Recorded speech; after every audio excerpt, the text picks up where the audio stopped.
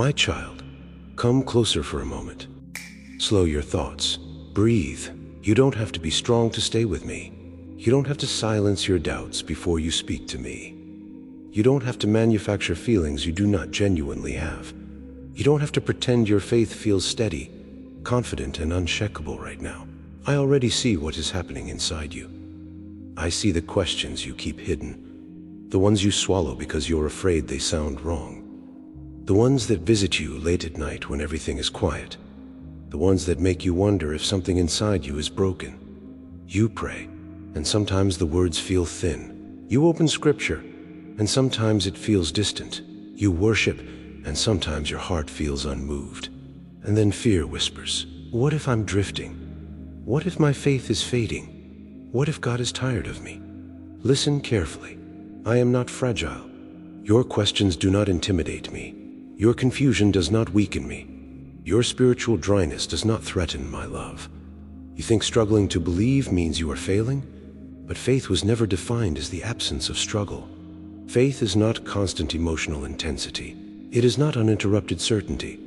It is not the feeling of being spiritually strong every day. Faith is staying when you do not understand, staying when you feel uncertain, staying when your emotions fluctuate. Remember this promise. Hebrews 13:5, never will I leave you, never will I forsake you. Notice who carries the weight of that statement. I do.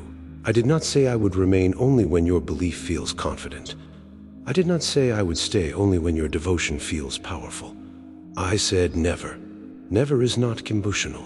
Never is not fragile. Your emotions rise and fall. Your clarity comes and goes. Your feelings shift like weather. My commitment does not. Even those who walked closely with me wrestled with doubt. There was a father who cried out in desperation, Mark 9:24, I do believe, help me overcome my unbelief. He believed and doubted at the same time. And I did not reject him.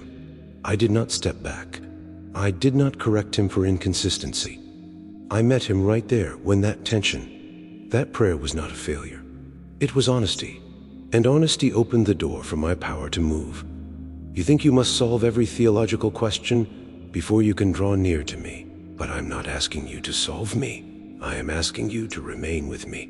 You think you must eliminate doubt before you qualify for closeness.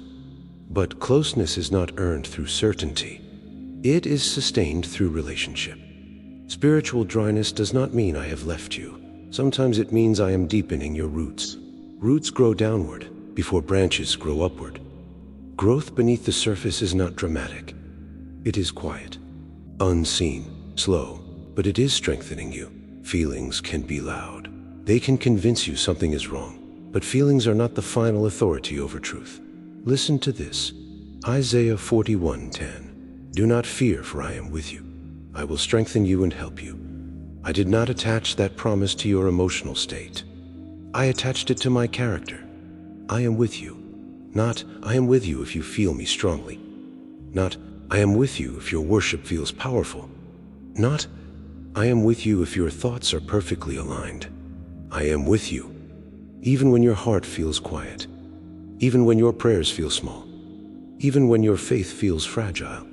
There are seasons where I teach you to walk by trust instead of sensation, where I gently loosen your dependence on emotion, where I show you that my presence is not measured by intensity, but by reality. And reality is this: I am here. When you feel like your faith is weak, listen again. 2 Timothy 2:13. If we are faithless, he remains faithful, for he cannot disown himself. Even when your faith feels thin, mine is steady. Even when your confidence trembles, I do not mirror your instability. I anchor it. Your doubt does not disqualify you. It can deepen you. Faith that has never wrestled is shallow. Faith that questions and still stays becomes rooted. When you choose to remain even confused, that is maturity. When you continue to show up, even uncertain, that is endurance. You are not losing me because you are questioning. You are growing. You are not failing because you feel dry. You are learning to trust beyond emotion. Endurance is not loud. It does not always feel inspiring. It is quiet. It is choosing to remain when the feelings fade. It is continuing to pray when the words feel simple. It is opening scripture, even when the impact feels subtle. You don't have to perform certainty. You don't have to hide your confusion. You don't have to pretend your heart feels steady. Stay, even if your prayers are brief, even if your worship feels small, even if all you can say is, "I'm not sure." That is enough. You are not held in my presence by the strength of your belief. You are held by my faithfulness. My faithfulness does not depend on your consistency. It flows from who I am, and I do not change.